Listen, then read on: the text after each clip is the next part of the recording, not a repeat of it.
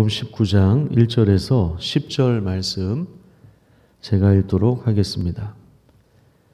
예수께서 여리고로 들어가 지나가시더라. 삭개오라 이름하는 자가 있으니 세리장이요 또한 부자라. 그가 예수께서 어떠한 사람인가 하여 보고자 하되 키가 작고 사람이 많아 할 수 없어 앞으로 달려가서 보기 위하여 돌 무화과 나무에 올라가니 이는 예수께서 그리로 지나가시게 되밀어라. 예수께서 그곳에 이르사 쳐다보시고 이르시되 삭개오야 속히 내려오라. 내가 오늘 내 집에 유하여야 하겠다 하시니 급히 내려와 즐거워하며 영접하거늘 못사람이 보고 수군거려 이르되 저가 주인의 집에 유하러 들어갔도다 하더라. 삭개오가 서서 주께 여짜오되 주여 보시옵소서 내 소유의 절반을 가난한 자들에게 주겠사오며 만일 누구의 것을 속여 빼앗은 일이 있으면 내 갑절이나 갚겠나이다. 예수께서 이르시되 오늘 구원이 이 집에 이르렀으니 이 사람도 아브라함의 자손임이로다.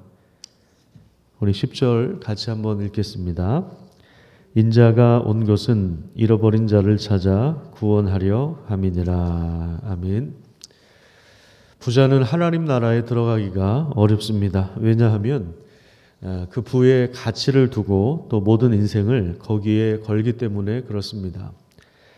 예전에 어떤 분은 깨끗한 부자가 있다고 이야기하기도 했지만 불의한 세상에서 정말 깨끗한 부자 될 수 있다면 좋겠지만 정말 깨끗한 부자가 되는 길은 요원해 보이기도 합니다.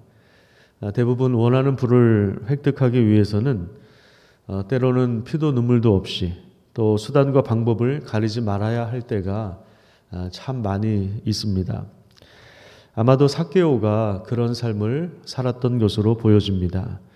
오늘 본문에 보니까 그는 세리장이었고 또한 부자였습니다. 그가 어떻게 부자가 되었는지 우리가 대충 짐작해 볼 수 있습니다.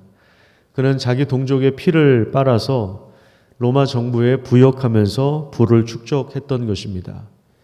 삭개오가 예수님을 보고 싶어 올라간 그 뽕나무는 많은 것을 생각하게 합니다. 단순히 키가 작아서 예수님을 보고 싶어서 올라갔다기보다는 사람들의 외면과 수군거림을 받으며 살아온 것입니다.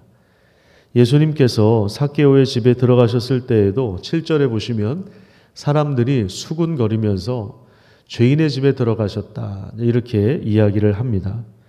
사람들과 함께 할 수 없어서 사람들이 그 자리를 함께 내어주지 않아서 그는 나무 위에 홀로 앉아 있었던 것입니다. 그의 삶이 얼마나 고립된 삶이었는가를 보여주는 장면입니다. 다른 사람을 외면하거나 또 무시하거나 속이거나 또 경쟁에서 이기고 또 가난한 사람들을 소외시켜 온 삶 가운데 그를 위한 자리를 내어주는 사람들이 없었던 것입니다. 하지만 오늘 본문에 보면 예수님은 삭개오를 위한 자리를 내어주셨습니다. 오늘 본문 5절에 보시면 뽕나무에 올라간 그 삭개오에게 의도적으로 다가가셔서 쳐다보시면서 속히 내려오라. 오늘 너의 집에 유하여야겠다. 이렇게 말씀하셨습니다. 그래서 예수님은 그날 밤에 삭개오의 집에서 유숙하셨습니다. 거기서 어떤 만남 그리고 어떤 대화가 오고 갔는지 우리가 알 수 없지만 분명한 사실 한 가지가 뭐냐면 삭개오가 예수님을 만난 이후에 변화되었다는 것입니다. 그동안 속이고 또 외면하며 살아왔던 그러한 사람들, 가난한 사람들에게 자기 소유의 절반, 그러니까 50%를 내놓겠다 이렇게 말씀하고 있습니다. 여러분 이게 쉬운 일이 아닙니다. 부자일수록 이거 더 어려운 일입니다. 여러분들의 그 가정에 한번 적용을 한번 해보십시오. 여러분들이 가지고 있는 현금, 은행에 넣어둔 돈, 그리고 여러분들이 가지고 있는 부동산 이런 것들을 다 팔아서 50%를 가난한 자들을 위해서 내어놓을 수 있으십니까? 이게 남의 얘기니까 그냥 그런가 보다 그런 거지. 만약에 여러분들이 이런 결정을 해야 된다면 여러분 그거 할 수 있겠습니까? 제가 여러분들에게 그렇게 부탁을 드리면 여러분들은 하실 수 있겠습니까? 아니면 교회를 옮기시겠습니까? 이 50%를 내놓는다는 거, 절반을, 내 소유의 절반을 내놓는다는 거, 이거 아무나 할 수 있는 일이 아닙니다. 그런데 삭개오가 예수님을 만나고 나서 변화가 일어난 거죠. 그동안에 그 부에 대한 가치, 부자가 되기 위해서 피도 눈물도 없이 그렇게 살아왔는데 아마도 제가 볼 때는 그 마음 한구석에 뭔가 이건 아닌데 하는 생각을 가졌던 모양이에요. 이건 아닌데 뭔가 허전했던 거죠. 뭔가 허전했던 것입니다. 그래서 어쩌면 그는 예수님에 대해서 더 궁금해했을 수도 있습니다. 예수님을 보기 위해서 뽕나무에 올라가는 그러한 노력을 기울였는지도 모르겠습니다. 아무튼 그는 예수님을 만나고 나서 자기 소유의 절반을 내놓겠습니다. 가난한 자들을 위해서 사용하겠습니다. 이렇게 고백을 합니다. 그리고 내가 속여서 빼앗은 것에 대하여는 내 값절 갚겠다. 또 이렇게 이야기합니다. 이것도 참 어려운 일입니다. 누가 그거 가지고 뭐 재판장에서 판사가 판결을 내린 것도 아니고 스스로가 내가 4배나 더해서 갚겠다. 이렇게 이야기한 것이죠. 불의한 재물을 가지고 이제는 가난한 자들과 연대하고 또 우정을 나누고 공동체를 세우는 사람으로 변화된 것입니다.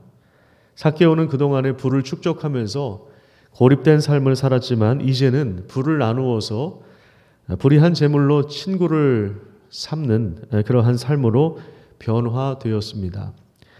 예수님은 오늘 구원이 이 집에 이르렀다고 선언하고 있습니다. 9절에 보시면 예수께서 이르시되 오늘 구원이 이 집에 이르렀으니 이 사람도 아브라함의 자손이다 이렇게 말씀하십니다. 또한 10절에 보시면 예수님께서 오신 이유를 분명히 밝히고 있죠. 잃어버린 자를 찾아 구원하려 함이라. 사람들은 부역자이며 부자인 삭개오를 외면하고 손가락질했습니다. 우리식으로 말하자면 친일파예요. 친일파. 악성 친일파입니다. 동족의 피를 빨아먹은 사람. 그래서 부자가 된 사람.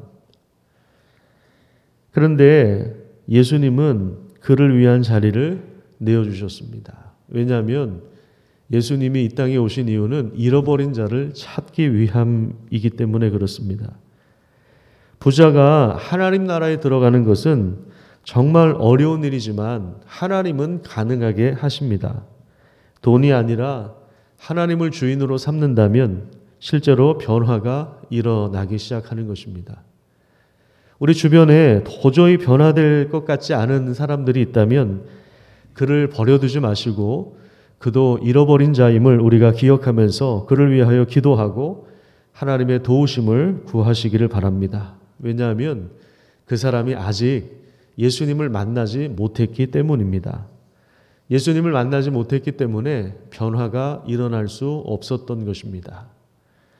누구든지 예수님을 만나면 이런 피도 눈물도 없었던 그러한 사람도 변화될 수 있다는 사실들을 우리는 기억하고 여기에 소망을 두어야 합니다. 우리 주변에 잃어버린 자들이 누가 있습니까? 예수님은 잃어버린 자들을 찾아오셨는데 우리는 그들을 그냥 버려두고만 있지 않은지 다시 한번 우리 자신들을, 우리 주변들을 되돌아보는 복된 기도의 자리가 되었으면 좋겠습니다. 기도하겠습니다.